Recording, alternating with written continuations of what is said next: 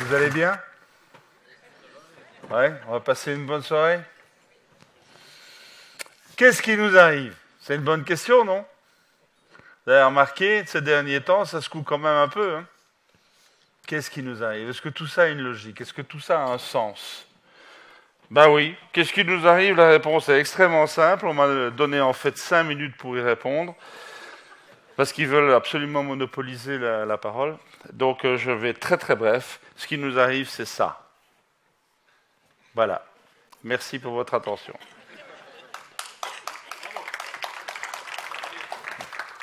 Alors, un petit peu d'explication quand même. Le mot est là. Bifurcation, c'est un mot technique en fait. C'est un mot qui vient de la physique des processus complexes.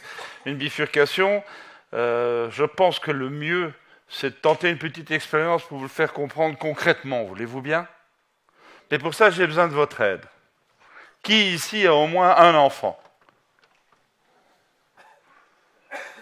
Bien. Je vais être compris donc. Mentalement, remettez-vous au jour de la naissance de votre premier enfant. Ça y est, vous y êtes? Vous vous souvenez? Vous y êtes là? Vraiment? Ce jour-là, vous avez compris un truc. Il y avait la vie avant, il y aura la vie après, c'est pas la même. On est d'accord? Eh bien, vous avez donc vécu une bifurcation. C'est ça une bifurcation, c'est le fait d'avoir une logique d'avant, une logique d'après, mais qui ne sont pas les mêmes du tout. Eh bien voilà, j'ai eu la chance de pouvoir développer une hypothèse qui est née dans la fin des années 70, début des années 80. L'hypothèse était que nous vivions, nous, l'humanité, une bifurcation, c'est-à-dire que le système socio-économique humain était en train de changer de logique. Et c'est ça dont je voudrais vous entretenir aujourd'hui. Alors, poser une hypothèse comme celle-là, on peut toujours le faire. La logique d'avant, ça va, on connaît bien. On est dedans jusque-là. Encore faut-il dire quelque chose d'intelligent sur la logique d'après.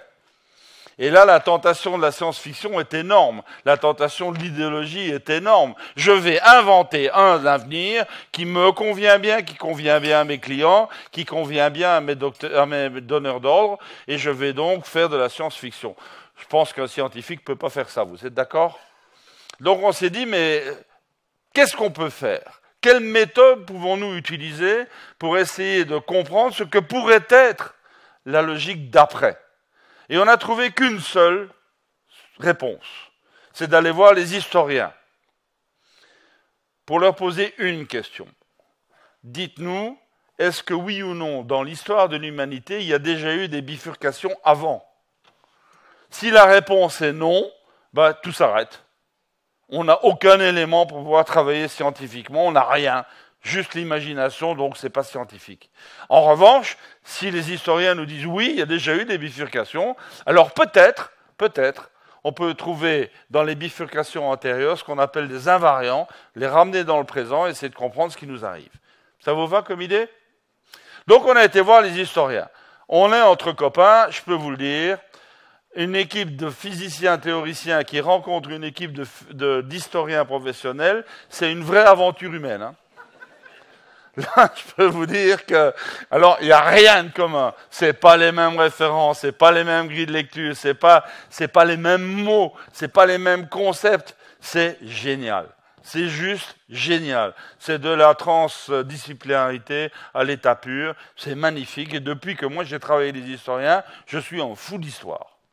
Enfin bon, revenons à nos moutons. Donc pendant 3 ans, on a travaillé avec des historiens. Et les historiens, ils ont été sympas, ils nous ont dit oui, des bifurcations dans le passé, il y en a déjà eu. Tout va bien. Mais, et c'est là que ça commence, mais nous, les bifurcations, c'est un mot à vous, c'est pas comme ça qu'on appelle les choses. Ah, et je vous explique maintenant comment les historiens voient les choses. Les historiens nous disent, dans l'histoire humaine, il y a des cycles. Ça ne veut pas dire que toute l'histoire humaine est cyclique, on est bien d'accord? Mais il y a des cycles dans l'histoire humaine. très variable, de dimensions très très différentes. Je vous la fais court. Ils nous disent, ce qui vous intéresse, ce sont les cycles paradigmatiques. Ça vous va? Alors, qu'est-ce que c'est un paradigme? Un paradigme, c'est tout simplement les fondamentaux qui font qu'une société fonctionne d'une certaine manière plutôt que d'une autre à un moment donné. Si je veux faire la photo de notre société occidentale aujourd'hui, ben, il y a une série de mots-clés qui viennent, qui disent démocratie, république, droits de l'homme, économie semi-libérale, enfin il y a quelques mots-clés comme ça qui permettent de faire comprendre dans le monde dans lequel nous vivons. Ça vous va? Mettez-vous dans la peau de Socrate à Athènes au IVe siècle avant l'ère chrétienne, c'est pas du tout le même paradigme, on est d'accord? C'est pas du tout le même mot-clé. Et du Guesclin au Moyen-Âge, c'est pas du tout les mêmes mots-clés non plus. Donc, que nous disent les historiens? Ils disent les historiens se suivent, les paradigmes plutôt, se suivent mais ne se ressemblent pas. Bien. Un paradigme, disent-ils, c'est quelque chose qui est, comme tout ce qui existe, soumis à un cycle de vie. Ça naît, ça monte en puissance, ça arrive à maturité, ça décline et ça disparaît. Ça vous va? C'est bien notre vie à nous, c'est bien la vie de tout ce qui existe. Bien.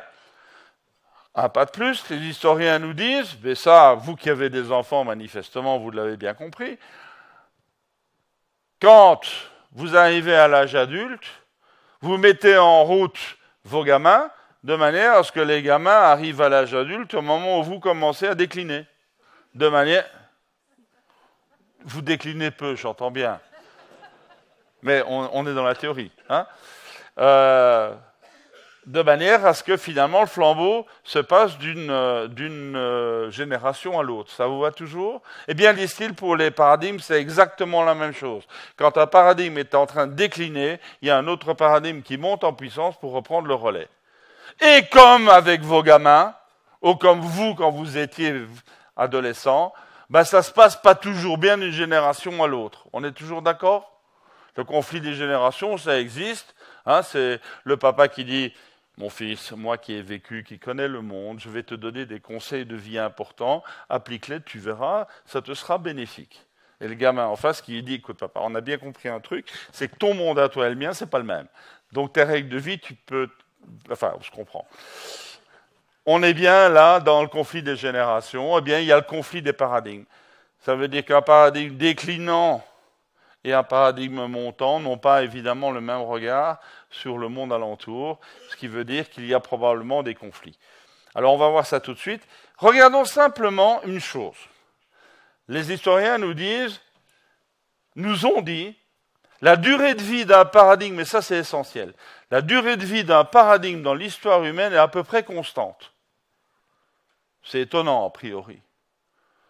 Et c'est à peu près, en moyenne, de l'ordre de 550 ans.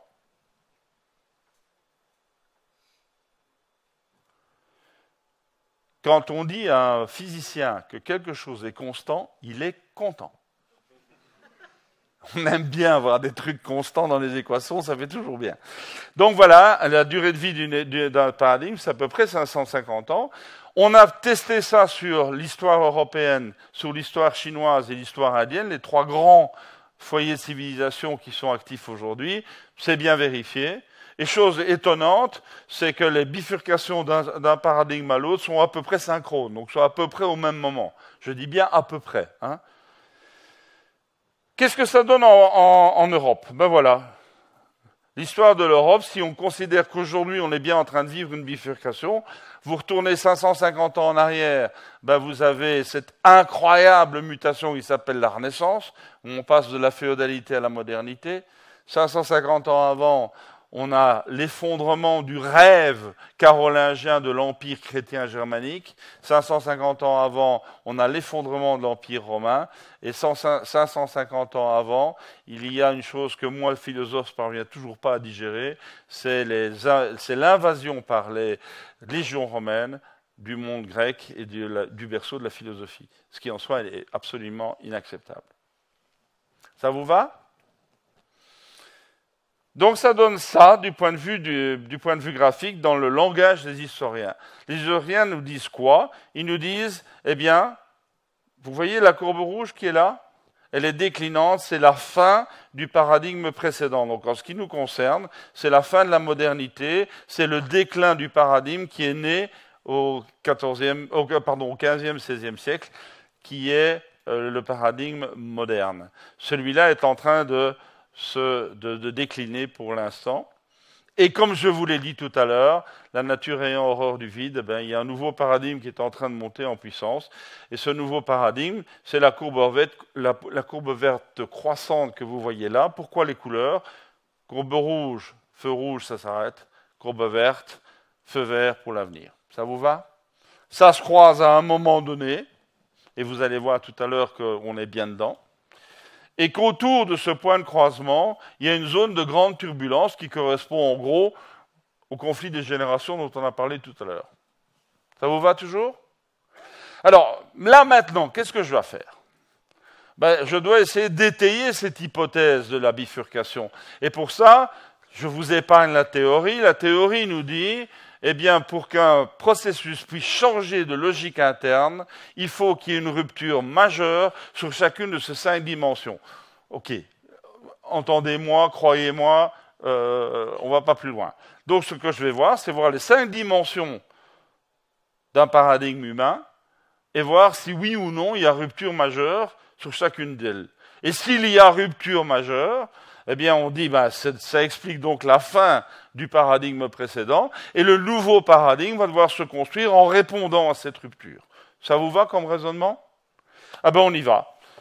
La première rupture, elle est toute simple. C'est du bon sens. La physique, c'est du bon sens paysan. Et la première des ruptures, elle dit simplement ceci.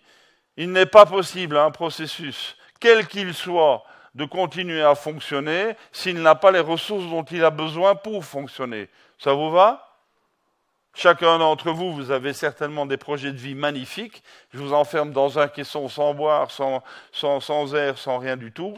Il est bien clair que, surtout sans boire, c'est épouvantable. Il est bien clair que votre projet ne va pas durer longtemps.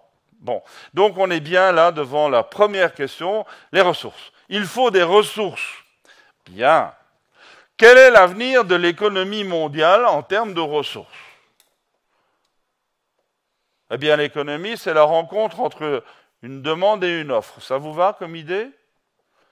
La demande va évoluer comment? L'offre va évoluer comment? Demande. Plus il y a d'êtres humains sur Terre, plus il y a de besoins. Plus il y a de besoins, plus il y a de demandes. Ça vous va? Il y a donc corrélation entre l'évolution de la demande et la démographie humaine. Ça vous va? Du côté offre maintenant. Pour pouvoir fabriquer quelque chose, il faut des ressources. Pour pouvoir fabriquer, pour pouvoir fabriquer quelque chose, il faut des ressources. Donc la capacité à produire, la capacité à offrir dépend de la capacité de ressources. Ça vous va? Bien. On va regarder comment ça évolue. 1. Comment évolue la demande? Comme la démographie. Bien. Comment évolue la démographie? Comme ça. Et là, on commence à être un petit peu inquiet. À l'époque du petit Jésus, il y avait en tout et pour tout 100 millions d'êtres humains sur Terre, c'est-à-dire 1,5 fois la population de la France d'aujourd'hui sur toute la Terre. En 1800, on était à 1 milliard, en 1900, on était à 1,7 milliard, on a passé les 2 milliards en 1926, on est arrivé à 6 milliards en 2000, nous sommes aujourd'hui à 7 milliards et demi, un peu dépassés, et nous serons au-delà probablement des 10 milliards en 2050. Regardez bien cette courbe-là, elle est signifiante. Moi qui ai fait des hautes mathématiques pendant très longtemps, je peux vous dire que ceci s'appelle mathématiquement une exponentielle vachement croissante. Il s'est passé quoi, bon Dieu? Il s'est passé quelque chose, 2 choses. Au XIXe siècle, la révolution industrielle d'une part, C'est l'invention du moteur à vapeur, puis du moteur thermique qui a permis d'offrir une capacité énergétique énorme, qui a permis de produire en masse et qui a permis donc de satisfaire beaucoup plus de besoins qu'auparavant. Et la deuxième grande révolution, c'est la révolution hygiéniste. C'est Pasteur, c'est les petites bêtes, c'est les vaccins, etc., etc., etc. On a compris que les maladies humaines n'étaient pas liées à des processus magiques, mais simplement à des processus microbiens. Vous mettez les deux révolutions dans un bateau qui s'appelle la colonisation, on est bien au XIXe siècle, tout ça prolifère partout dans le monde, voilà. Ça donne ça. Ça vous va? Donc, quand on est... De temps en temps, j'aime bien émailler mes discours de petites méchancetés. Ça vous ennuie pas? Donc, quand on voit une courbe comme ça, avec les yeux d'un économiste un peu simpliste, qui est un pléonasme, c'était ça la méchanceté. On se dit, t'as vu la croissance? T'as vu la croissance? C'est génial. Et donc, on est dans le mot-clé de notre monde, la croissance. Les marchés sont en croissance. La demande est en croissance. Donc, l'économie ne peut être qu'en croissance. Ça vous va? Sauf que, il faut avoir les ressources pour étaler la croissance. Alors, parlons un petit peu des ressources maintenant. Alors, les ressources, vous le savez bien, il y en a deux grandes catégories. Il y a les ressources renouvelables et les ressources non renouvelables. Ça vous va toujours? J'ai une bonne nouvelle. Les ressources renouvelables se renouvellent. C'est génial, non? J'ai une moins bonne nouvelle. Les ressources non renouvelables, chaque fois qu'on puise dans le réservoir, il y en a de moins en moins dans le réservoir, et le réservoir va finir par se vider. Ça vous va comme idée? Donc moi, ce que je suis en train de vous dire, et ça, là, je redeviens très, très, très sérieux, aujourd'hui, les ressources renouvelables couvrent à peu près 15% des besoins de l'humanité. Et ne dépassera jamais les 20% des besoins de l'humanité d'aujourd'hui, pour des raisons thermodynamiques dont je vous passe ce détail. Il y a une petite astuce dans le monde, c'est qu'un miracle, ça n'existe pas en physique, et que de toute façon, un rendement est toujours plus petit que 1. Ça vous va, ça, comme idée? Eh bien, quelque part, il faut appliquer ça et se rendre compte que la croissance infinie avec des stocks à zéro, c'est vachement dur quand même. Donc, on est bien dans quelque chose qui est une question fondamentale. Quand il n'y aura plus du tout de ressources non renouvelables, qu'on n'aura plus que les ressources renouvelables à notre disposition, combien d'êtres humains peuvent vivre décemment sur Terre? C'est une bonne question, non? Et donc, moi, j'ai eu la chance de pouvoir diriger un programme de recherche avec 5 centres de recherche sur ce thème-là, indépendants les uns des autres, les centres de recherche, évidemment, sinon c'est pas du jeu. Et la question était bien posée, les hypothèses de base étaient bien posées, raisonnables, et on arrive à une convergence intéressante des calculs. Lorsqu'il n'y aura plus du tout de ressources non renouvelables, la Terre ne pourra porter que 2 milliards d'êtres humains. Ça vous va? Donc ça veut dire qu'aujourd'hui, on est déjà 5,5 milliards de trop, et qu'en 2050, on sera 8 milliards de trop. Donc, empiffrez-vous ce soir.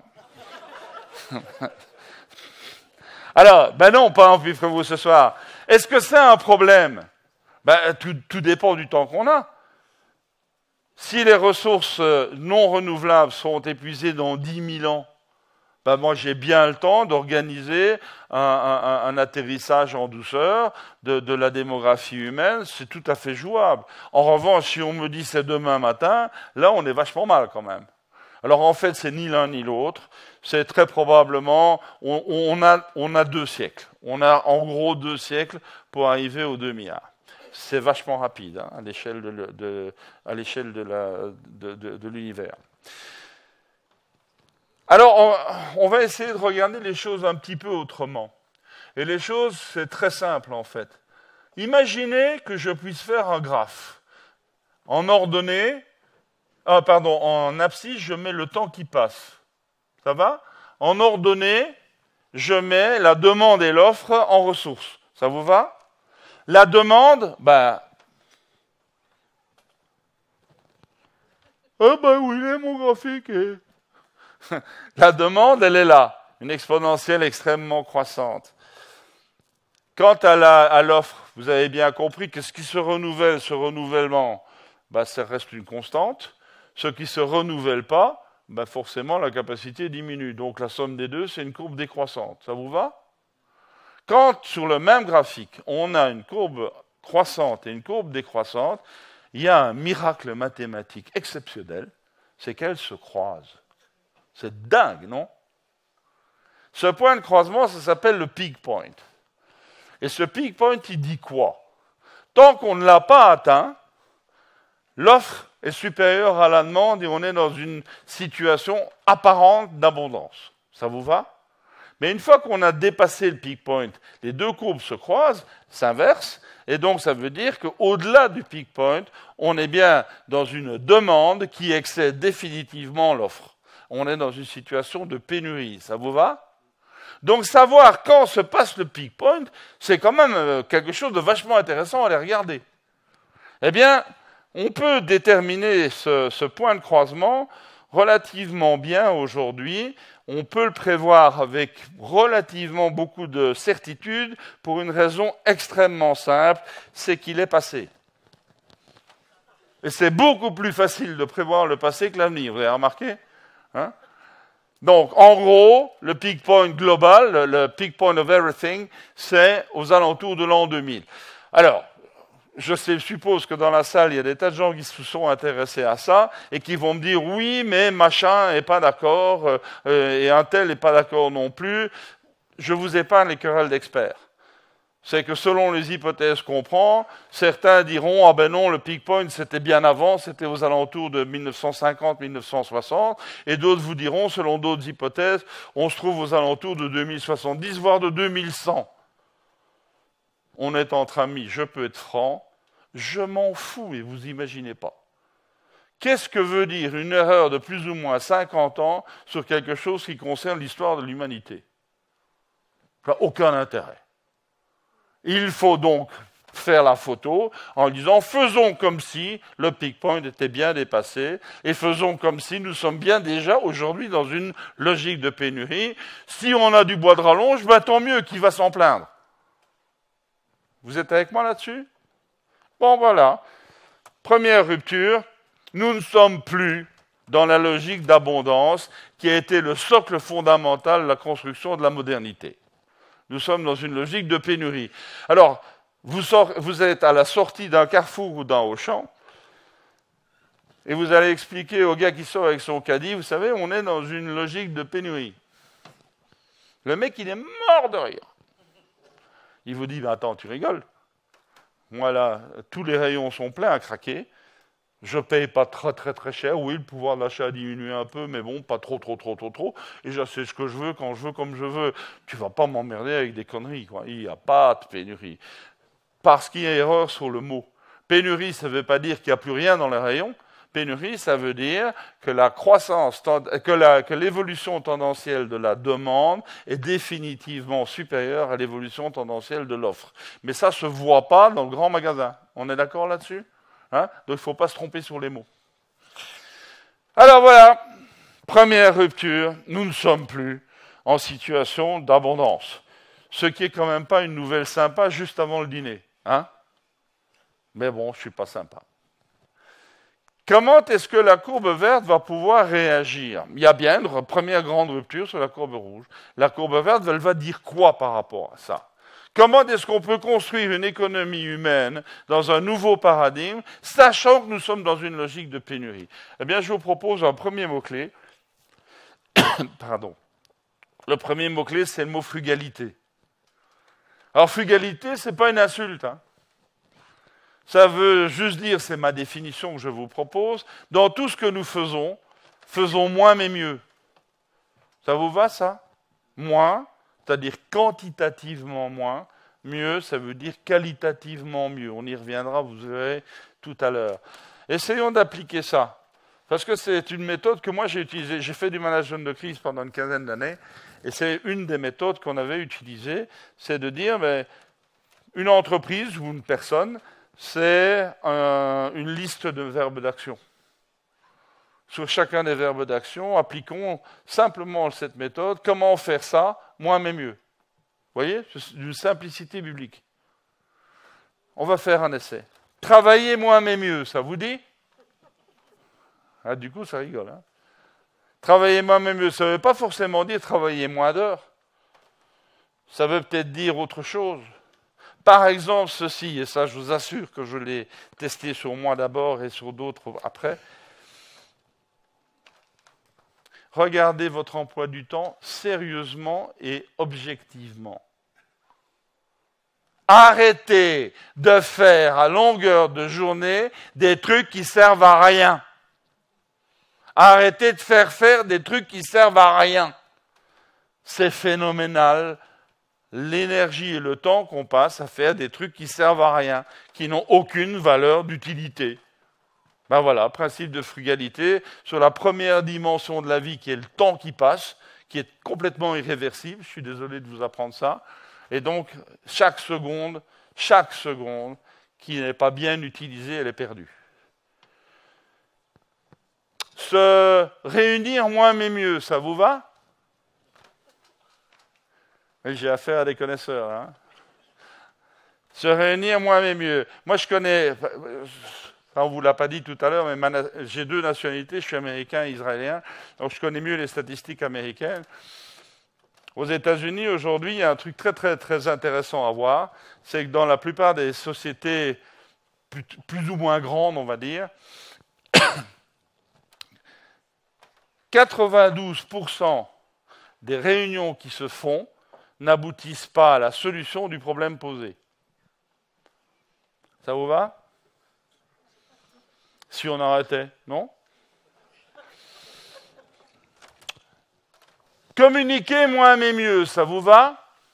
Combien tous les jours recevez-vous de coups de téléphone, de SMS ou de mails qui servent strictement à rien ?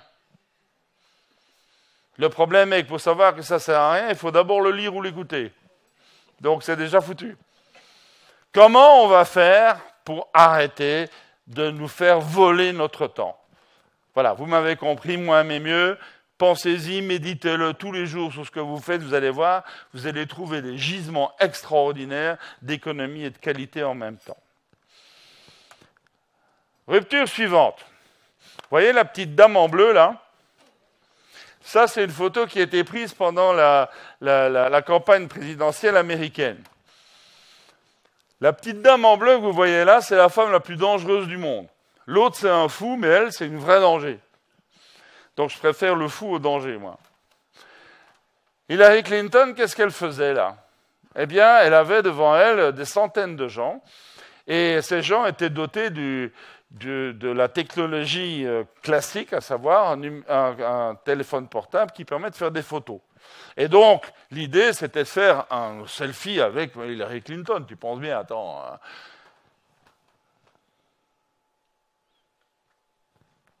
Regardez cette photo. Ma maman m'aurait engueulé si j'avais été là. Elle m'a dit, mais comment ? Quand tu vas voir quelqu'un pour l'écouter, tu le regardes en face. Tu lui tournes pas le dos. Regardez, la technologie numérique change les règles de politesse. Second degré. Pourquoi y a-t-il eu cette séance de selfie ? Parce qu'Hillary Clinton l'a demandé. Elle a proposé à tout le monde de faire un selfie avec elle. Pourquoi ? Parce qu'elle sait pertinemment bien qu'au moment où le selfie est fait, ça va être envoyé sur Instagram et que cela fait un buzz sur la toile, donc un saut de notoriété électorale pour elle. Donc ça veut dire que la technologie non seulement change les règles de politesse, mais change les règles démocratiques. Voilà, c'est de ça dont je voudrais vous parler. C'est de la révolution numérique. Alors la révolution numérique, elle est énorme. Et je voudrais tout de suite prendre une précaution en disant une technologie, quelle qu'elle soit, est neutre. Elle n'est pas bonne ou mauvaise dans l'absolu. Mais par contre, elle peut être bonne ou très bonne ou très mauvaise selon la manière dont on l'utilise. Est-ce que vous êtes d'accord ? Donc en fait, le problème, ce n'est pas la technologie, le problème, c'est l'être humain qui utilise la technologie. On est d'accord ? Alors essayons de regarder. Cette révolution numérique, elle s'exprime comment ? Je vous propose 3 grands axes. Premier grand axe, c'est ce que j'appelle le numérique ludique. Le numérique ludique, c'est quoi? C'est tous ces instruments que vous utilisez tous les jours qui vous donnent du plaisir, qui vous permettent de vous connecter à votre famille, qui vous permettent de voir des photos, qui vous permettent d'avoir un jeu vidéo quelconque, etc., etc. C'est la grande vitrine californienne. C'est surtout de ça dont on parle quand on parle de révolution numérique, et ça sert à rien. Facebook, ça sert à rien.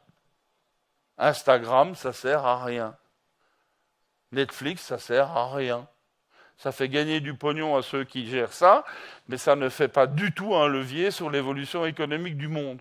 Vous êtes conscient de ça? Mais ça fait plaisir. Ben ok, moi je n'ai pas de problème parce que ça fasse plaisir. Je dis simplement que l'avenir de l'humanité ne va pas reposer sur le ludique. Je vous le prouve. Vous êtes prêts?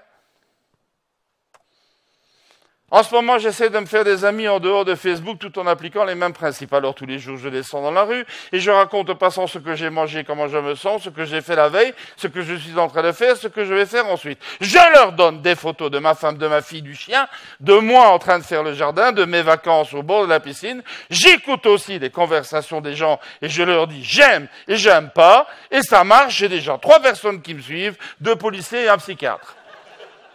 Ça vous va?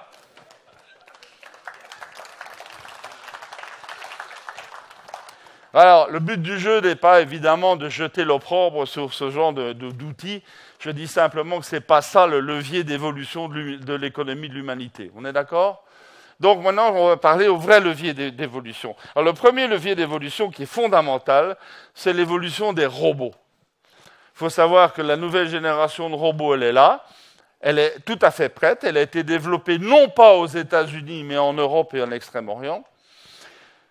Que ces robots ont atteint des niveaux de performance extraordinaires de 2 points de vue. Un, du point de vue physique, du point de vue du geste, la précision et la puissance ont été multipliées par 1 million.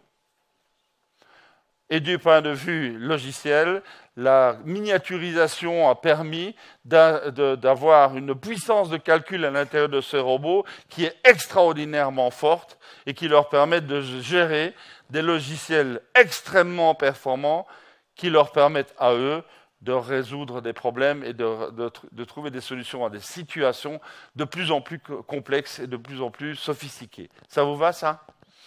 Donc, ce qu'il faut bien se rendre compte, c'est que c'est... Ah oui, il y a une chose qui est toujours pas sympathique à entendre.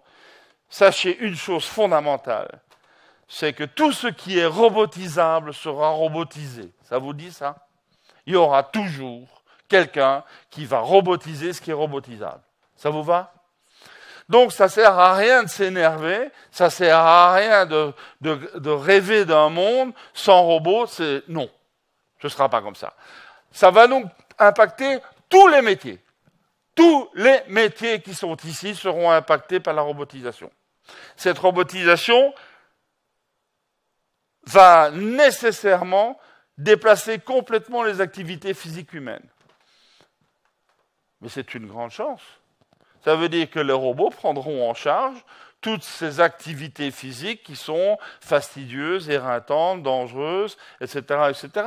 La guerre de demain, c'est des drones et des robots. Hein. C'est pas des connards dans mon genre qui allaient se bagarrer avec un fusil en main. On n'est plus là du tout. Donc, autrement dit, moi, ce que j'essaie de vous exprimer, c'est que ces robots-là sont en train de transformer et d'impacter tous vos métiers. Tous vos métiers, même les métiers considérés comme étant des métiers plutôt intellectuels. Ce que je voudrais vous citer, c'est un chiffre. Il y a 2 études, une belge et l'autre allemande, qui ont été faites en 2016, aboutissent, malgré le fait qu'elles étaient contradictoires au départ, aboutissent à la même conclusion. Alors écoutez-les bien. 40% des emplois aujourd'hui assumés par des êtres humains seront assumés par des robots en Europe avant 2035. 40%. C'est pas marginal, hein? C'est pas du tout marginal. Alors qu'est-ce que ça veut dire? Est-ce que ça veut dire qu'en 2035, il y aura 40% de chômeurs en plus? La réponse est non. La réponse est non, ça veut juste dire qu'il va y avoir un déplacement du centre de gravité des activités humaines vers d'autres activités qui n'existent pas encore aujourd'hui. On dit en général que 50% des métiers de 2035 n'ont pas encore été inventés aujourd'hui. Donc ça veut dire quoi? Alors vous voyez la cascade. Il faut donc préparer nos gamins à être dans des métiers différents. Il faut donc leur donner des logiciels intellectuels différents. Et il faut donc que l'éducation nationale change radicalement. Et là, c'est pas gagné. Hein. Voilà. Et puis il y a la troisième piste. La troisième piste, c'est un mot magique pour l'instant. Hein, tout le monde parle d'algorithmie, tout le monde parle d'algorithme, tout le monde parle de logiciels algorithmiques. C'est parfait en général quand je pose la question à des gens qui m'en parlent, vous pouvez me définir un algorithme? La réponse, c'est un grand silence.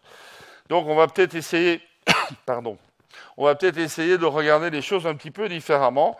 Et pour ça, je vous propose de réfléchir à IA. IA, aujourd'hui, est reçu comme étant l'acronyme de intelligence artificielle. Ça vous va? Je voudrais vous proposer quelque chose. Les fleurs artificielles, ce n'est pas des fleurs, on est d'accord? Eh bien, l'intelligence artificielle, ce n'est pas de l'intelligence. C'est typiquement le genre de message journalistique qui veut rien dire. Il n'y a pas d'intelligence artificielle. Un ordinateur, c'est une machine électromécanique la plus stupide du monde qui n'est capable de faire qu'une seule chose, c'est d'ajouter des 0 et des 1. Mais elle en ajoute beaucoup et très vite. Et elle les ajoute comment? Parce qu'il y a un logiciel. Et le logiciel, il a été fabriqué par qui? Par des êtres humains. Donc c'est l'intelligence humaine, qu'il y a dans les logiciels. C'est pas du tout l'ordinateur. L'ordinateur, il n'y a rien de plus con. C'est l'intelligence, elle est dans le logiciel. Et d'ailleurs, j'ai beaucoup apprécié, il y a la semaine dernière, j'étais à un colloque invité par IBM, et IBM refuse d'utiliser l'expression intelligence artificielle. Ils appellent ça l'intelligence augmentée. IA aussi.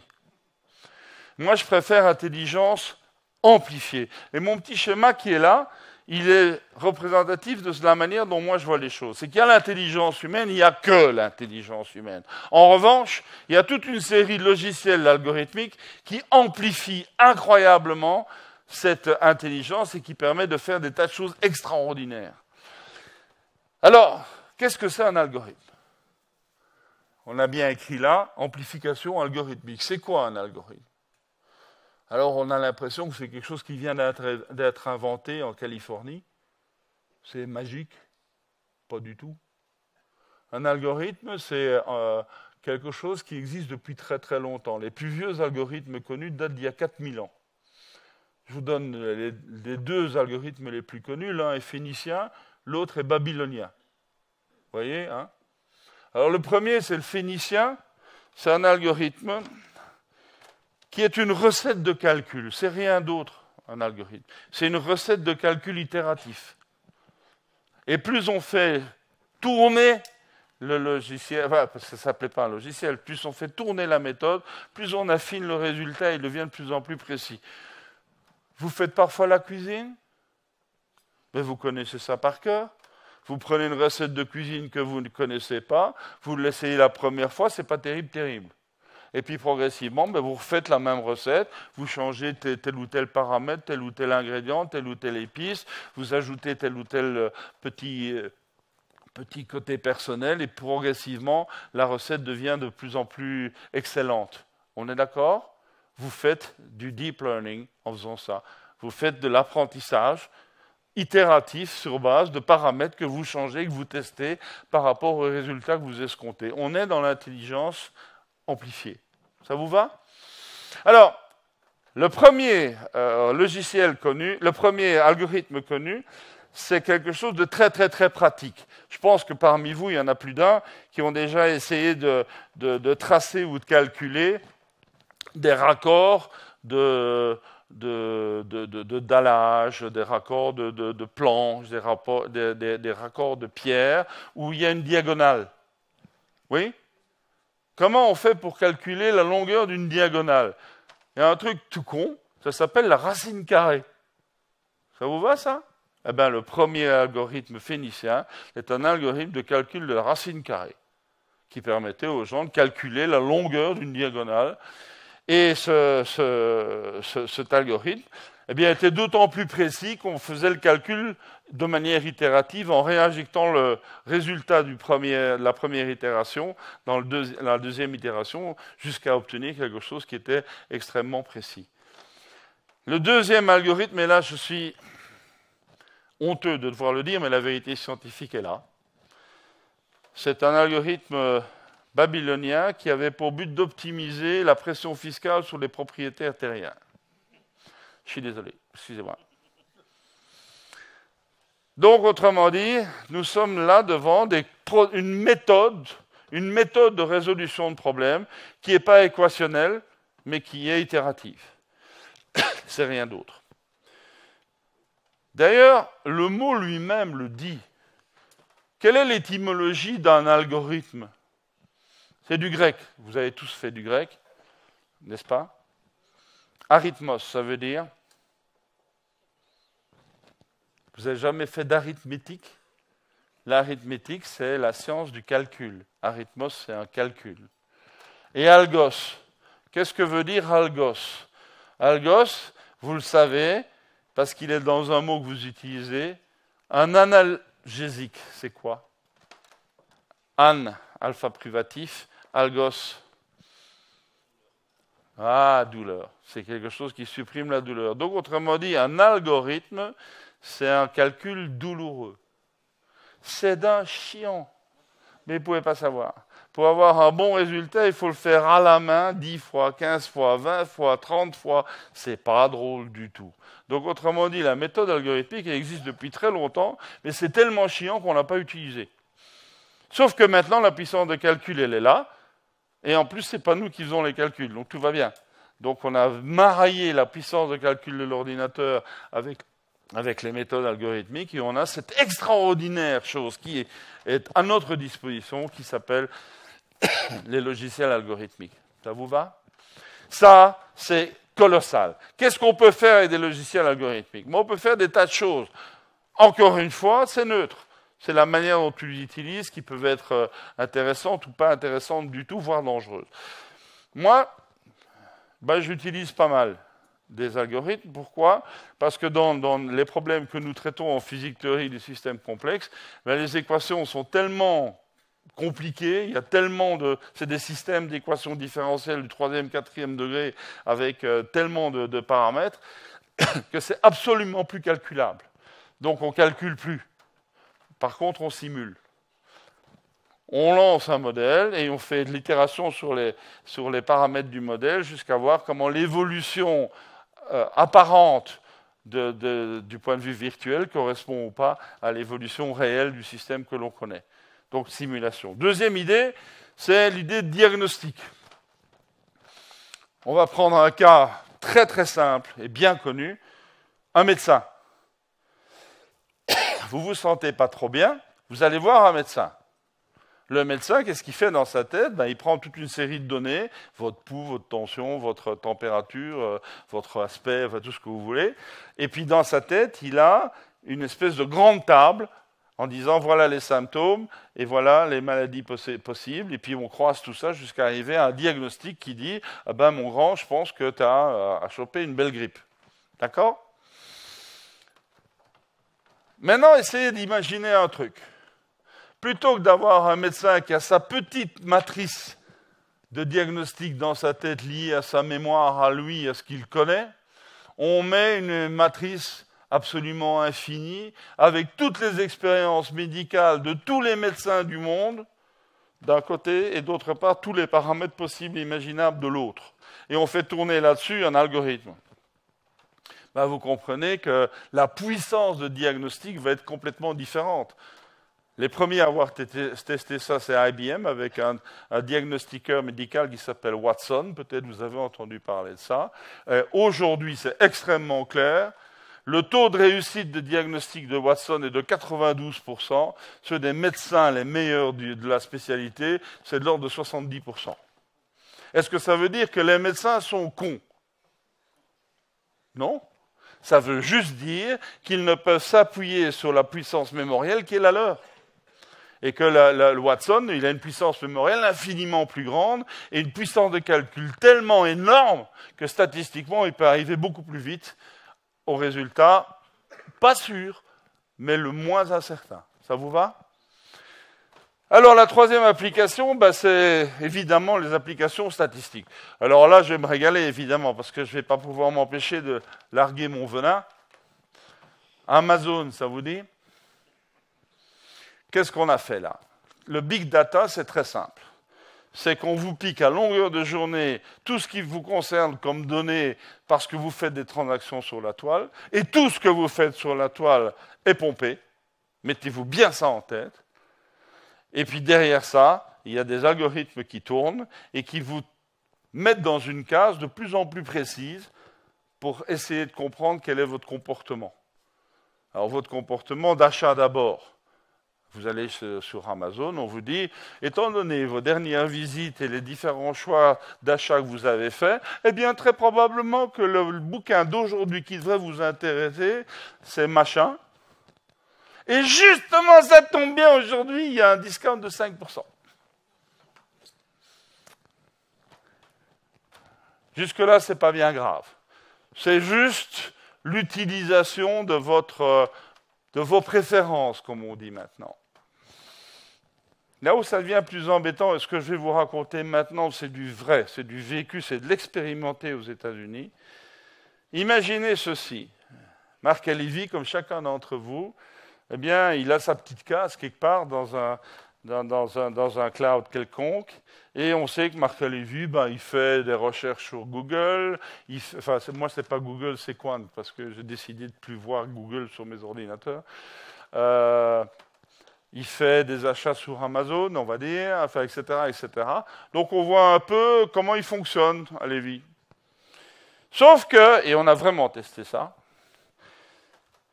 à un moment donné, à Levy, il va faire des recherches, il cherche des livres, il cherche des articles, il cherche des informations sur le fonctionnement de ses intestins. Et il va voir le cancer du côlon. Et il va voir quels sont les symptômes. Et ce, de manière récurrente pendant 10 jours, 15 jours, 20 jours. Moralité, très clairement, le diagnostic, c'est, à Levy, il a un problème avec ses intestins. Il a les tripes qui ne vont pas bien, et probablement que c'est un cancer du côlon, c'est à la mode pour l'instant. Jusque-là, tout va bien. Sauf que cette information concernant le fonctionnement de mes tripes va être vendue à mon banquier concernant mes prêts hypothécaires et va être vendue à mon assurance vie concernant mon espérance de vie. Et là, vous commencez à comprendre qu'on ne rigole plus. Ça vous va, ça ? C'est réel aujourd'hui. Ce n'est pas des fantasmes de science-fictionnels. C'est réel aujourd'hui. Donc, autrement dit, il y a là quelque chose de délirant. Et essayez d'aller un pas plus loin. Et c'est aussi comme ça aujourd'hui. C'est comme ça en Chine, c'est comme ça en Russie, c'est comme ça aux États-Unis. C'est que selon ce que vous allez chercher un peu partout, eh bien vous allez être répertorié du point de vue politique et idéologique. Et vous allez être classé acceptable, moyennement acceptable, pas acceptable du tout. Ça vous va ? Donc vous sentez très bien que là on est dans la limite du système et qu'il y a là un énorme danger. Il y a un autre danger. L'autre danger, c'est... J'ai rien contre Amazon, loin de là. J'essaie simplement de trouver une exemplarité là-dedans. Vous avez remarqué, vos habitudes d'achat sont répertoriées. Et en gros, ce que le système parvient à dire, c'est « Écoute, arrête de réfléchir, arrête de te poser des questions, la vie est belle. Laisse-toi faire. La facilité et le confort, c'est bien, non ?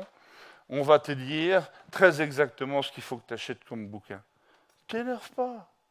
On sait ce dont tu as besoin. On sait ce dont tu as envie. Surtout, ne t'énerve pas. » Donc, ça veut dire qu'on est en train de construire une religion de la facilité et du confort qui, en gros, signifie une énorme machine à crétiniser le genre humain.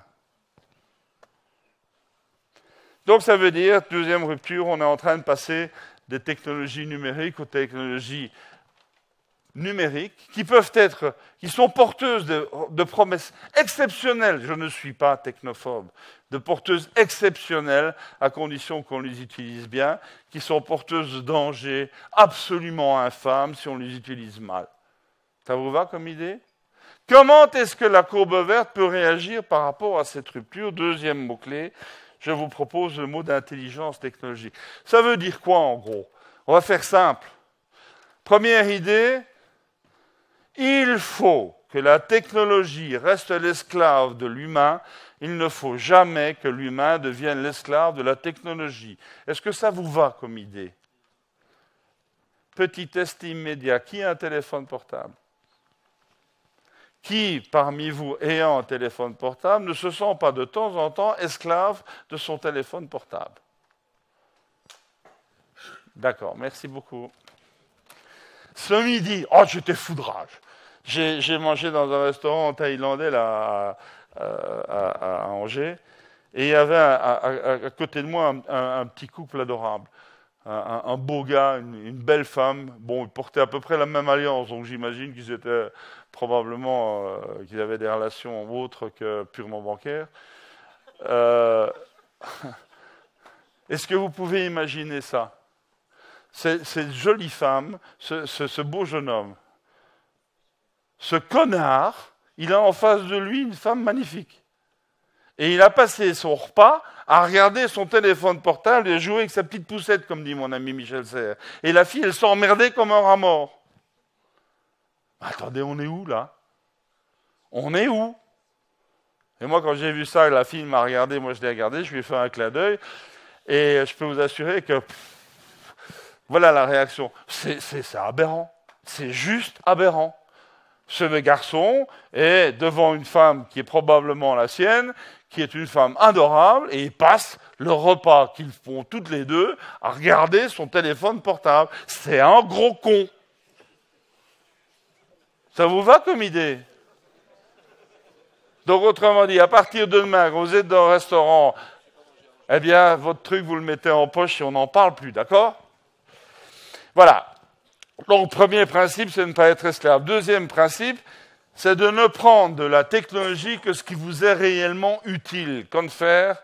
Le principe de frugalité.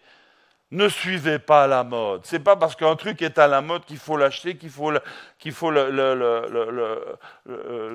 prendre, qu'il faut comment on dit, allez, aidez-moi, l'importer. Ne prenez que ce qui est utile. Et évidemment, ce qui est utile pour moi et ce qui est utile pour... C'est plus ton prénom. Lucie. La lumière. Ce qui est utile pour moi et ce qui est utile pour Lucie, c'est pas la même chose. Donc forcément, on aura des choix différents et c'est très bien comme ça. Mais réfléchissez à ne prendre que ce qui vous est vraiment utile. Ne suivez pas la mode. Ayez un minimalisme technologique. Et la troisième chose que je voudrais vous dire, malgré que je sois américain, c'est... essayez d'imaginer un truc très simple, comment faire pour rendre l'Europe autonome, numériquement parlant, des États-Unis. Aujourd'hui, vous êtes épouvantablement dépendant de l'informatique américaine. Les .com, les .com qui sont pour la plupart d'entre vous peut-être l'adresse de votre site. Si Trump demain matin pique une crise, eh bien il coupe tous les .com, vous n'avez plus accès à votre site. Hein. Google est en train de vous piquer vos données, pas du tout pour le bien de l'Europe, mais pour le bien des États-Unis et des firmes américaines qui revendent vos données à des firmes américaines. On est d'accord? Alors que ça existe en Europe. Il existe un moteur de recherche en Europe, il y en existe plusieurs. Et je ne fais pas de pub et je suis payé par personne. Je veux juste dire que choisissez des logiciels européens. Ça existe. Quant, ça existe en Europe. Pourquoi vous voulez aller voir Google? Et en plus, Quant garantit qu'il n'y a pas de cookies et garantit qu'il ne prend pas vos données. Pourquoi vous n'allez pas chez Quant? Etc., etc., etc. Voilà, l'intelligence numérique. Allez, on y va, on continue. On m'a dit que j'avais jusqu'à 3 heures du matin pour vous parler. Ça vous va toujours? Alors, troisième révolution.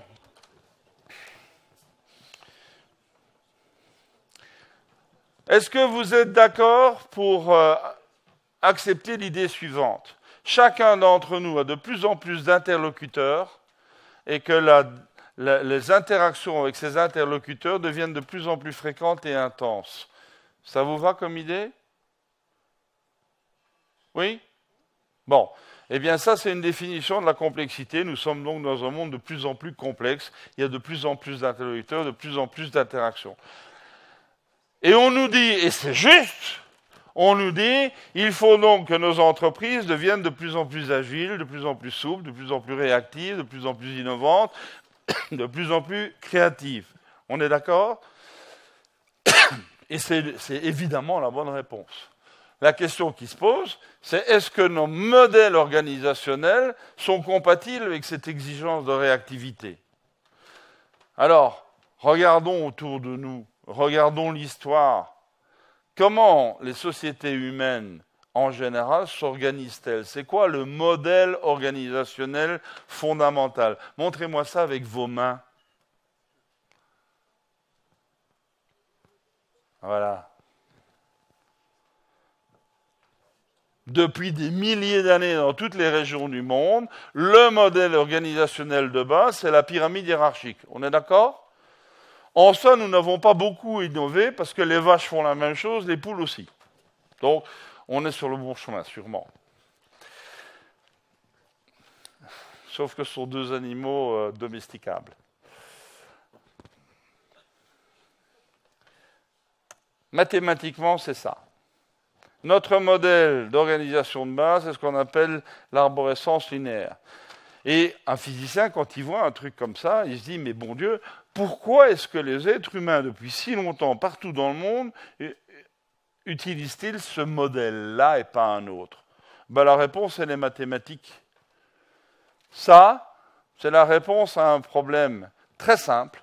Comment faire pour relier entre eux tous les éléments d'un ensemble avec le nombre minimum de relations entre eux?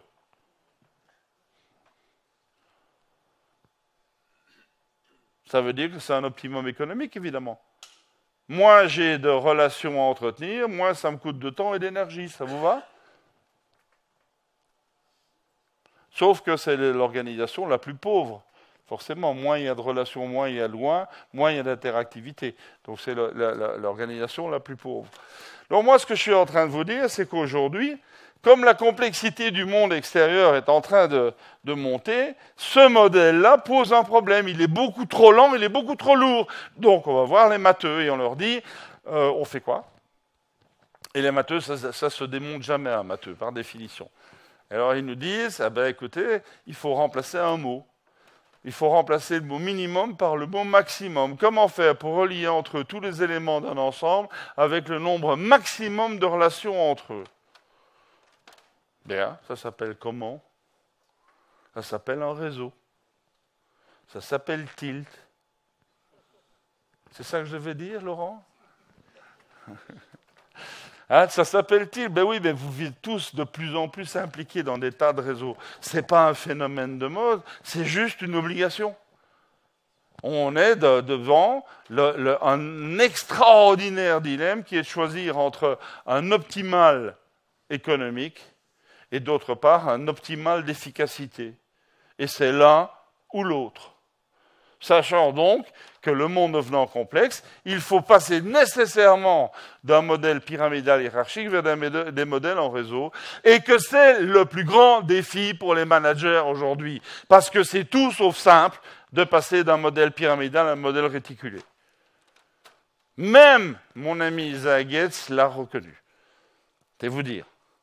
Ça ne se décrète pas le passage du pyramidal au réseau. C'est un travail incroyable sur les valeurs, sur les comportements, sur les réflexes. Ça demande au moins 3 à 5 ans. On touche les couches profondes de l'individu. On touche ses réflexes. Ce n'est pas un raisonnement, c'est là que ça se passe. Donc ça prend du temps et c'est énorme comme travail. Et votre travail, vous, manager, c'est d'arriver à faire ça parce que vous n'avez pas le choix, mes chéris. Je suis désolé de vous le dire, mais vous ne pouvez pas rester dans l'ancien modèle, sinon vous êtes mort. Et je peux vous dire d'ailleurs la liste des gens qui vont mourir dans les 5 à 10 ans dans les grosses entreprises françaises. Mais c'est payant. Donc voilà, on est en train de vivre la troisième rupture. Cette troisième rupture, c'est le passage des modèles hiérarchiques, mécaniques, à des modèles beaucoup plus complexes. Des modèles qui vont mélanger du réseau et du pas-réseau. Cette rupture est colossale. Comment la courbe verte va-t-elle réagir par rapport à cette rupture-là? Je vous propose l'idée de communauté organique. Alors, il faut expliciter les deux mots. Vous ne vivez pas dans la société française. C'est une abstraction qui n'existe pas, la société française. La réalité de votre vie, c'est l'ensemble des communautés de vie auxquelles vous appartenez. Ça vous va comme idée? C'est votre famille, c'est vos entreprises, c'est votre club de sport, c'est votre quartier, c'est votre village. Vous êtes avec moi là-dessus? La réalité de notre vie se passe dans des communautés de vie et pas dans la société abstraite. Et donc, ce qui est très clair, c'est que la société abstraite qui, elle, est fondée sur un principe hiérarchique, elle s'effondre. Qu'est-ce qui reste quand ça s'effondre? Ben, il reste les communautés de vie. Et donc, ce que moi je crois, c'est qu'il faut bien comprendre que nous allons assister à une montée en puissance des communautés de vie. Et faites-moi l'amitié de ne pas croire que je fais de la pub pour le communautarisme. On est bien d'accord là-dessus? Je parle de choses beaucoup plus simples que nous connaissons depuis des milliers d'années. Et donc, moi, je vous propose de réfléchir à l'idée que l'entreprise, c'est une communauté de vie. Ce n'est pas une machine à sous, ce n'est pas une mécanique, c'est organique. C'est un organisme vivant, une entreprise, qui ne se démonte pas, qui ne se remonte pas. Vous êtes OK avec moi là-dessus? Et que donc un organisme vivant, il faut le traiter comme tel. Donc ça veut dire que nos modèles et nos grilles de lecture doivent être plutôt biologiques ou médicales et pas du tout mécaniques, au sens du mécanicien qui répare un moteur. Ça ne se démonte pas, une entreprise. Ça vous va comme idée? On continue? Alors, je voudrais illustrer la notion de montée en puissance des réseaux par deux petits dessins que je ne commande pas.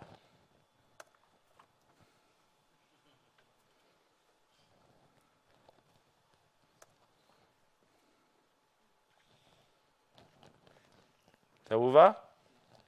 Allez. Quatrième rupture.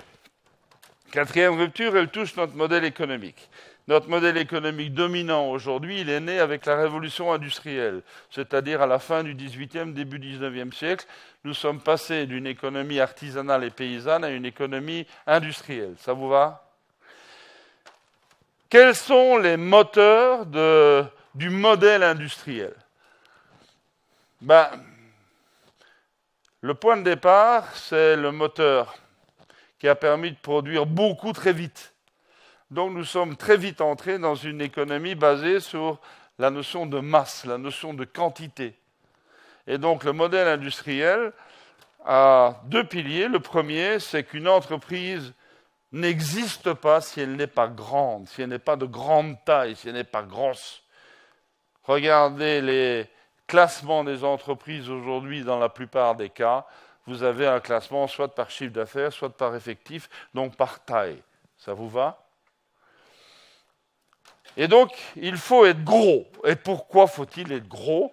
Parce que la réponse est très simple, c'est de dire, eh bien, parce qu'une grosse entreprise a une puissance financière qui lui permet de lever les capitaux qu'il faut pour pouvoir faire ses investissements, et que d'autre part, elle a une puissance commerciale telle qu'elle peut imposer ses normes sur ses marchés. Ça vous va comme idée? Et la question tout de suite derrière, c'est de dire, d'accord, ok, je dois devenir une grosse entreprise. Bien, je fais comment? Le bon sens paysan dit, eh bien, mon petit gars, tu dois vendre beaucoup plus que tes concurrents. Ah, et je fais comment? Tu dois avoir un prix de vente inférieur à celui de tes concurrents. Ah, d'accord, et je fais comment? Ben, tu dois avoir un prix de revient qui est inférieur à celui de tes concurrents. Eh bien, toute l'histoire du management du XXe siècle, ça a été toutes les techniques qui ont permis de faire baisser les prix de revient. Ça a été l'obsession du XXe siècle de faire baisser les prix par la baisse des prix de revient. Et on a plein d'exemples là-dessus. On est en 1908. Henry Ford. Henry Ford a une idée géniale. Il dit, je vais fabriquer une voiture tellement bon marché que chacun de mes ouvriers pourra m'en acheter une. Et j'ai donc une clientèle captive de facto.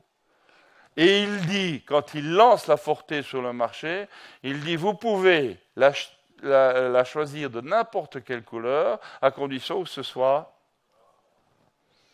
Il a inventé la standardisation. Qu'est-ce que ça veut dire? Arrêtez de m'emmerder avec des détails du genre la couleur de la bagnole. Chaque fois que vous demandez des couleurs supplémentaires, c'est des lignes supplémentaires, des investissements supplémentaires, donc on fait monter les prix. Donc tout le monde est noir, tout va bien. Ça vous va? Et tout à l'avenant.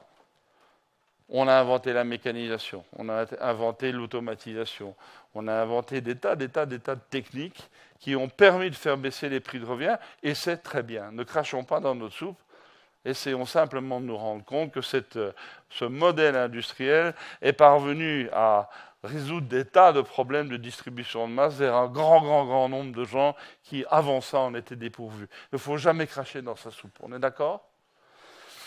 Une des idées les plus géniales, et je la mets en avant parce que je vais m'en servir dans 2 minutes, une des idées les plus géniales, ça a été les économies d'échelle. C'est un petit truc matheux, juste bien, qui dit, dans une entreprise, il y a des frais fixes, il y a des frais variables. Pour que les frais fixes aient un impact minimum par unité produite, il faut produire beaucoup. Plus le dénominateur est grand avec un numérateur fixe, ben forcément l'impact s'affaiblit. Donc si je veux avoir la possibilité de produire beaucoup pour diluer mes frais fixes, eh bien je dois donc investir. Pour investir, je dois avoir accès aux capitaux. Pour avoir accès aux capitaux, je dois les rémunérer de manière attractive. Ça s'appelle le capitalisme et j'ai rien contre ce mot-là. Vous êtes bien d'accord avec moi? Donc ça veut dire que l'économie industrielle est assez vite devenue une économie financiaro-industrielle. Ça vous va toujours? Et tout va bien. Sauf que, quand on arrive dans les années 80, deuxième moitié des années 80, début des années 90, eh bien, il y a 2 phénomènes qui se passent qui montrent la limite du modèle. Le premier phénomène qui se passe, c'est que les grosses entreprises ont besoin de plus en plus de capitaux et ce besoin accélère l'effet de baisse boursier de levée de capitaux. Et on bascule là dans une économie spéculative colossale et qui a une conséquence terrible, c'est que avant ça, la finance était au service de l'économie et depuis cette époque-là, l'inversion des rôles s'est faite et c'est l'économie qui est au service de la finance. Et ça, c'est le début de la fin. C'est le début de la fin parce que cette économie spéculative est devenue complètement hors sol, est devenue complètement aberrante.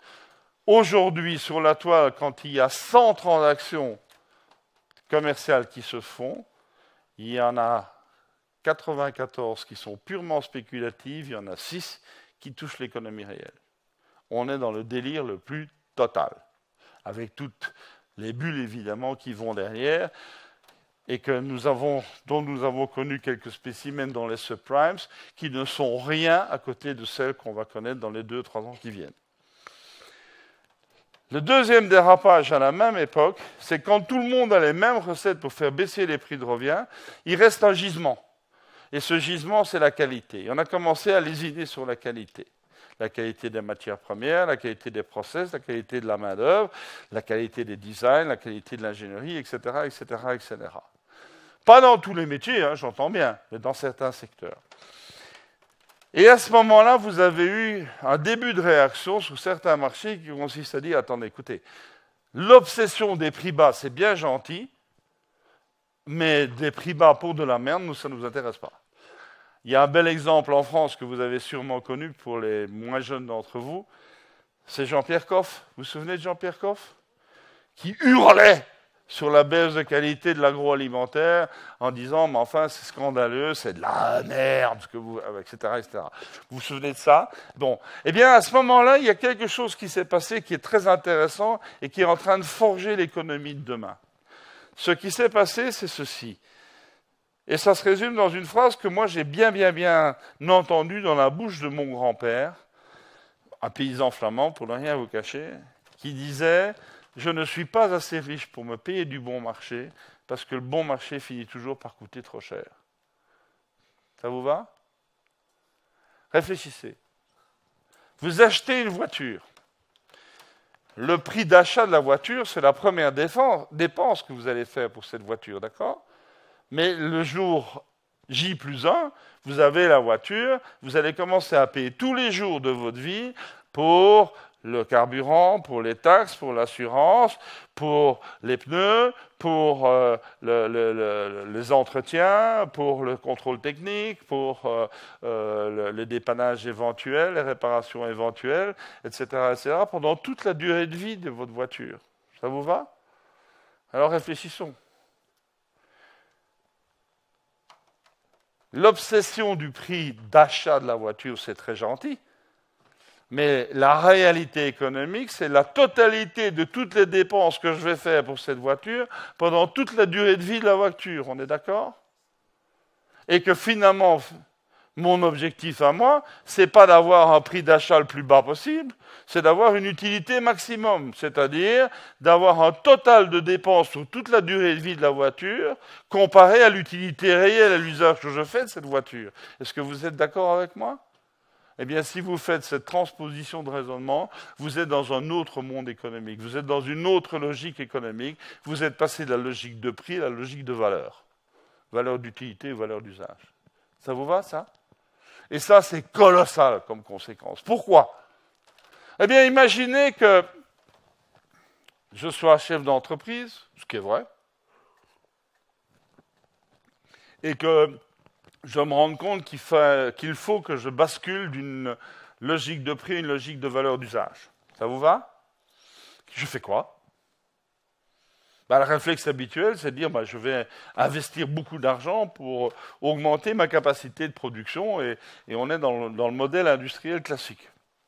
Ça sert évidemment à rien en termes de valeur d'usage. Ce que je vais devoir faire, c'est aller voir l'utilisateur final de mon produit. J'ai bien dit l'utilisateur final, je n'ai pas parlé de l'acheteur. Hier, j'étais devant des gens chez de la grande distribution, je devais dire, il ne faut pas confondre l'utilisateur final et l'acheteur. Ce n'est pas les mêmes objectifs du tout. Donc moi, je vais voir l'utilisateur final. Et je vais essayer de comprendre ce qu'il fait avec mes produits, comment il l'utilise, en quoi ces critères de satisfaction sont satisfaits ou pas, en quoi l'usage qu'il en a est bon ou pas bon. Est-ce qu'il utilise bien mon produit ou pas? Est-ce qu'il a bien appris à bien utiliser mon produit? Comment vont évoluer ses besoins par rapport à ce produit? Comment vont évoluer ses critères de satisfaction par rapport à ce produit? Je vais devoir aller voir tout ça, d'accord? Et puis je vais rentrer dans ma tente. Et une fois que je suis rentré dans ma tente, je vais dire, bon, ok, qu'est-ce que je dois inventer comme évolution pour mon produit de manière à coller avec l'évolution de mon utilisateur final? Ça vous va toujours? Vous faites ça tous les jours, je pense, normalement. Ce qu'il faut juste comprendre, c'est que vous avez complètement bifurqué de logique. Vous n'avez pas du tout investi de la ressource matérielle, financière donc, la ressource matérielle dans votre processus d'entreprise, vous avez injecté de la ressource immatérielle, c'est-à-dire de l'intelligence, du talent, de la compétence, de l'innovation, de l'imagination. C'est ça que vous avez investi. Donc on est en train de basculer dans une économie qui était basée sur des investissements matériels vers une économie qui est basée sur des investissements immatériels. Ça vous va? Et maintenant, je vous révèle le grand secret. Vous êtes prêts à l'entendre?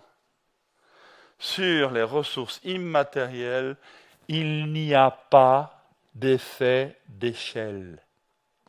Vous mettez 20 crétins dans une salle, ça ne fait pas un prix Nobel. Vous doublez la rémunération de votre ingénieur de recherche et développement, il n'aura pas 2 fois plus d'idées, 2 fois meilleures. Il n'y a pas d'effet d'échelle sur les ressources immatérielles. Donc ça veut dire que tout le critère des économies d'échelle s'effondre. Il n'y a plus aucune raison d'avoir des entreprises de grande taille. Il faut avoir des entreprises intelligentes.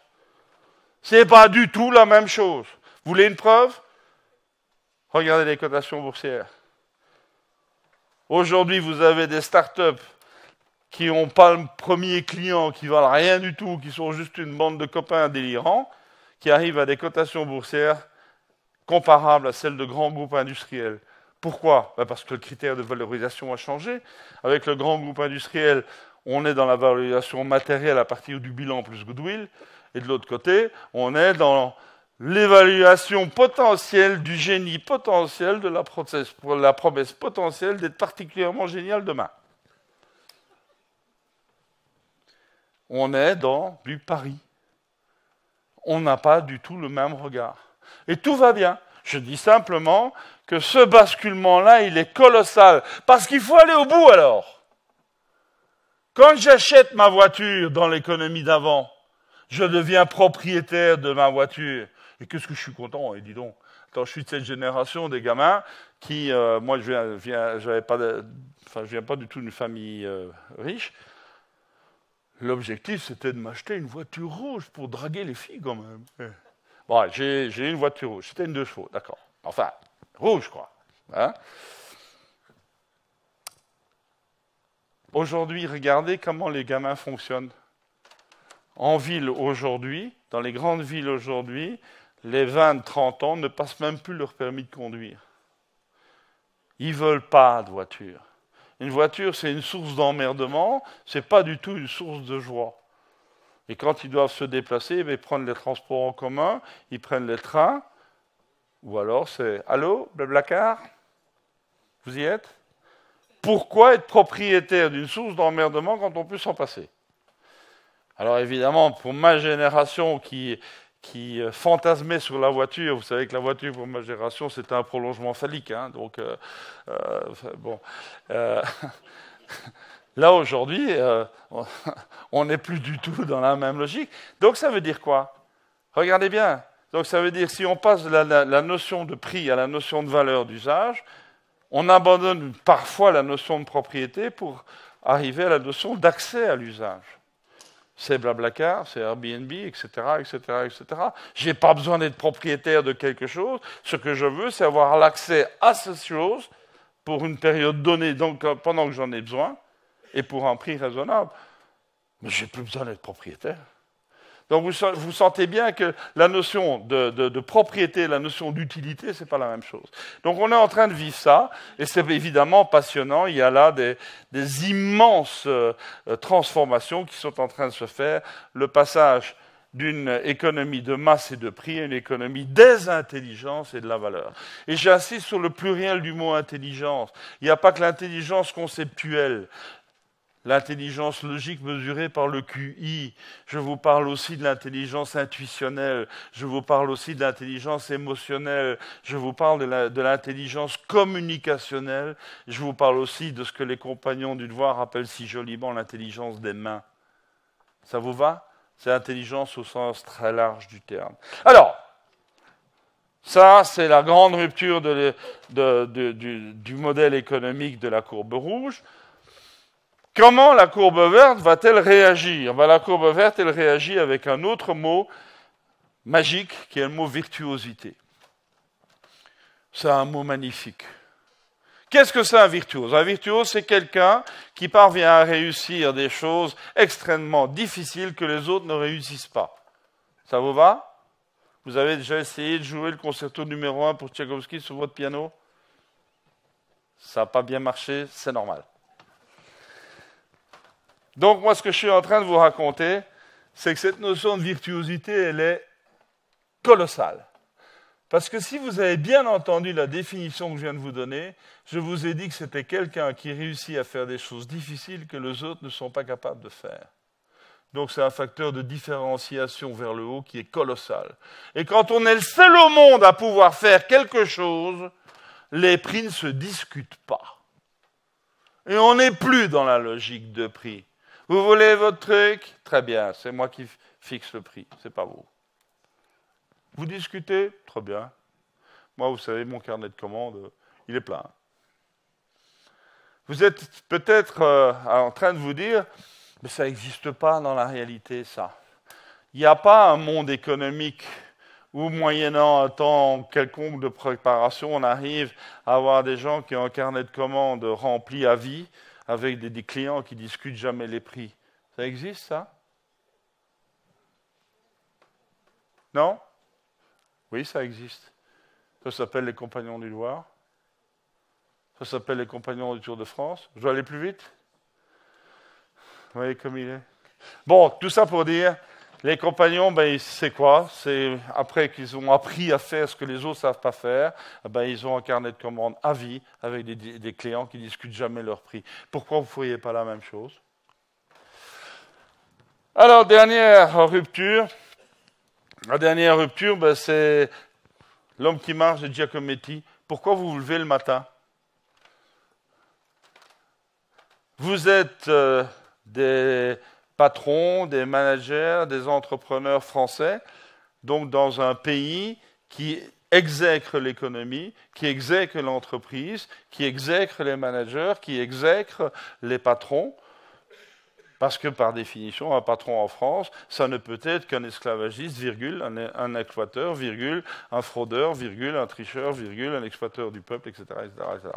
Hein? Et malgré ça, vous vous levez le matin et vous allez au boulot avec le sourire aux lèvres.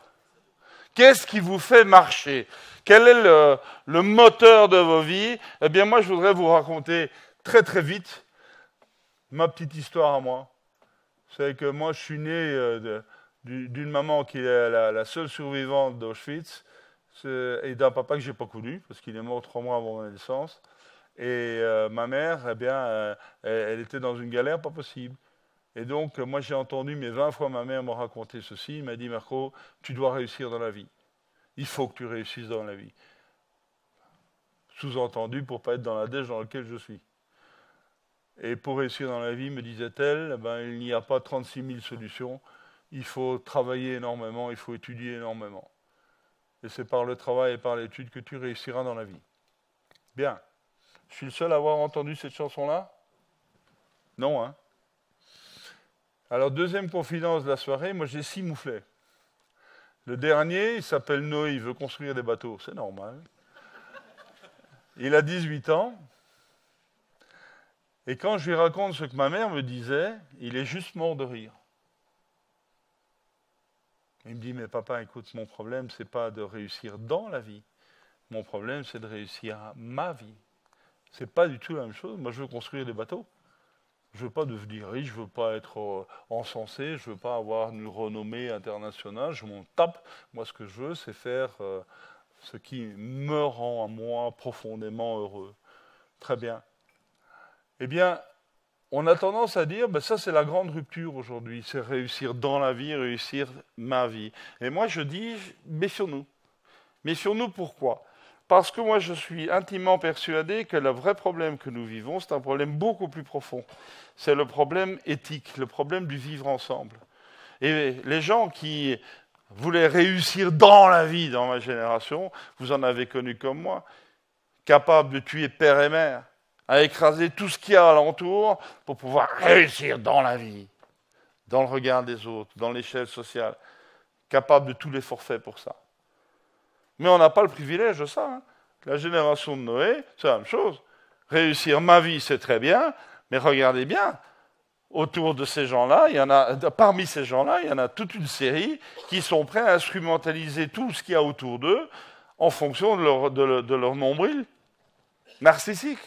Donc, fondamentalement, on n'a pas résolu le problème éthique de la manière de vivre ensemble. Alors, je ne vous dis pas, quand on dit tout à l'heure, ah mais nécessairement, il faut que nous apprenions à vivre dans les réseaux collaboratifs, avec des égotiques comme je viens de les décrire, ça ne va pas être simple. Hein. Donc, il faudra peut-être voir autrement. Donc, on est bien devant une rupture sur le mot réussir. Réussir quoi ? Et donc, moi, je voudrais vous proposer le dernier mot-clé. Le dernier mot-clé, c'est le mot spiritualité. Alors, je sais que je suis en France, donc je suis prudent. Tout de suite, je dis, je vous parle de spiritualité et pas de religion. On est d'accord? Je respecte les croyances religieuses, tout va bien, mais je ne vous parle pas de religion. Je vous parle de spiritualité au sens philosophique du terme, c'est-à-dire de tout ce qui peut donner sens et valeur à ce que l'on est, à ce que l'on fait, à ce que l'on devient. Ça vous va? Sens et valeur. Et souvenez-vous de l'idée de communauté de vie. Souvenez-vous de l'idée que j'ai développée tout à l'heure de dire qu'une entreprise, c'est une communauté de vie. Eh bien, c'est aussi un centre de spiritualité qui donne vie, qui donne sens et valeur à ce que chacun y fait. Et c'est colossalement important aujourd'hui, surtout avec les générations montantes. Parce qu'une génération Y, le problème, c'est pas de répondre à la question pourquoi je dois faire ça, comment je dois faire ça. La question de fond, c'est pourquoi je dois faire ça. Donne-moi une bonne raison de le faire. C'est donner sens et valeur à ce que l'on fait. Si vous ne parvenez pas à répondre à la question pourquoi mon entreprise, vos collaborateurs à 6 heures du matin, quand le réveil sonne, ne pourront pas répondre à la question pourquoi me lever. Ça vous va, ça? Donc c'est un problème managérial fondamental. Donner du sens. Quelle est la raison d'être de l'entreprise? L'entreprise est au service de quoi?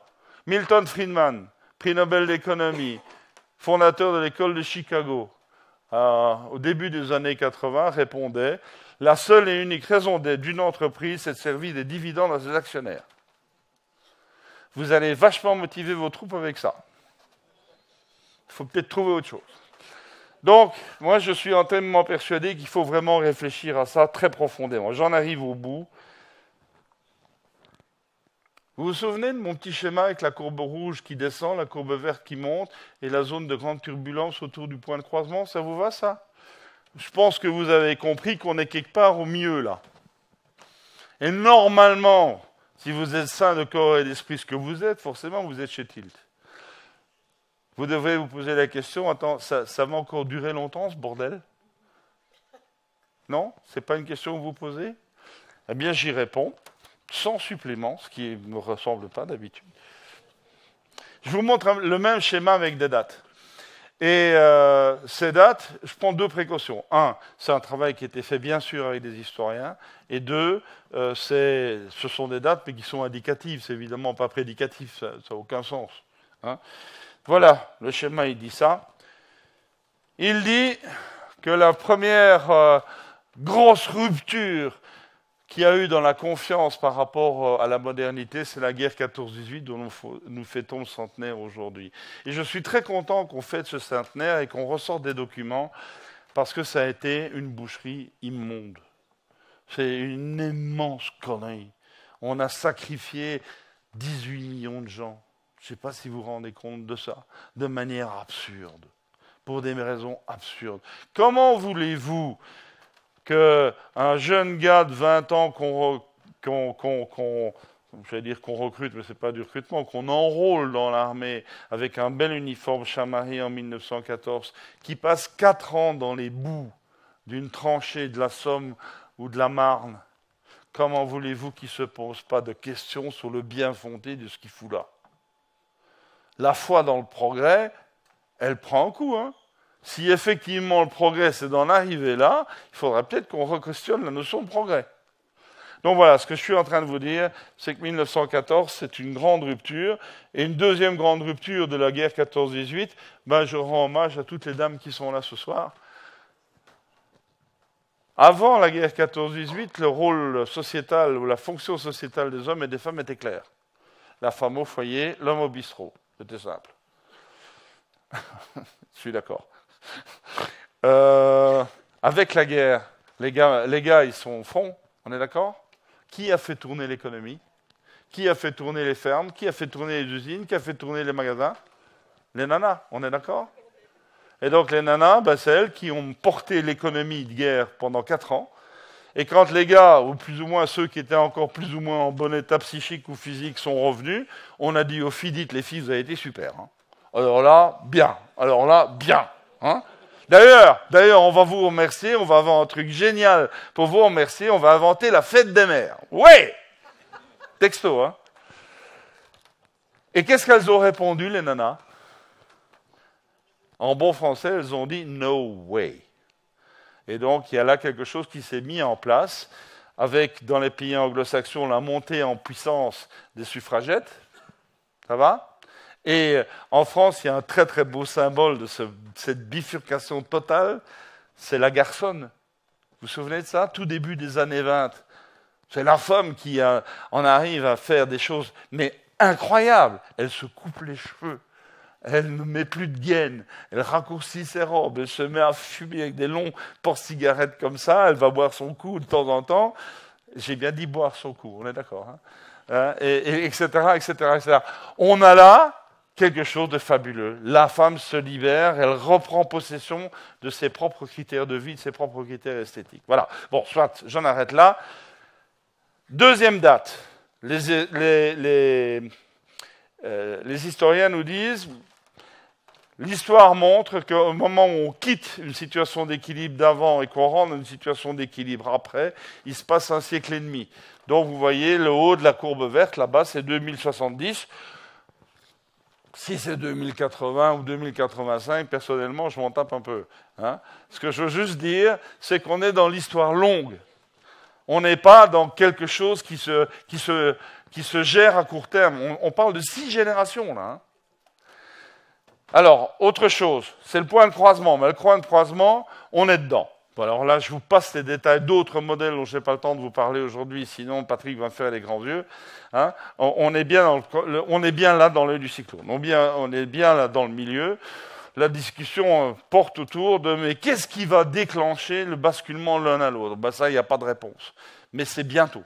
Je peux vous assurer que la caisse d'amplification, elle est prête. C'est la finance, essentiellement, c'est la finance spéculative qui va amplifier l'effet papillon d'un déclencheur qu'on ne connaît pas. Alors c'est peut-être demain, c'est peut-être là, peut-être en train, c'est peut-être dans 2 ans, mais ce n'est pas dans 5 ans. C'est là maintenant. Et maintenant, la zone de grande turbulence. La zone de grande turbulence, ben, les historiens nous disent c'est à peu près 50 ans, en moyenne 50 ans. Et pour des tas de raisons, il est intelligent de mettre comme début le milieu des années 70. Donc ça nous amène à 2025. Si c'est 2030, encore une fois, ça ne change rien. Voilà, je vais terminer en vous disant ceci. La courbe rouge est gouvernée aujourd'hui par des institutions de pouvoir qui sont toutes nées entre 1500 et 1550. Ces institutions de pouvoir existent pour garantir la pérennité du paradigme qui les a fait émerger. Ça vous va comme idée? Comment voulez-vous assurer la pérennité d'un truc qui manifestement est en train de se casser la gueule? C'est extrêmement simple. On rentre dans une logique de déni de réalité. Toutes les institutions de pouvoir aujourd'hui qui sont aux manettes de l'évolution de nos sociétés sont dans le déni de réalité.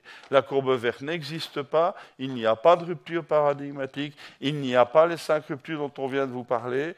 En fait, ce qui se passe, c'est qu'on a quelques soucis, vous allez voir, on va régler tout ça. La reprise, c'est pour bientôt.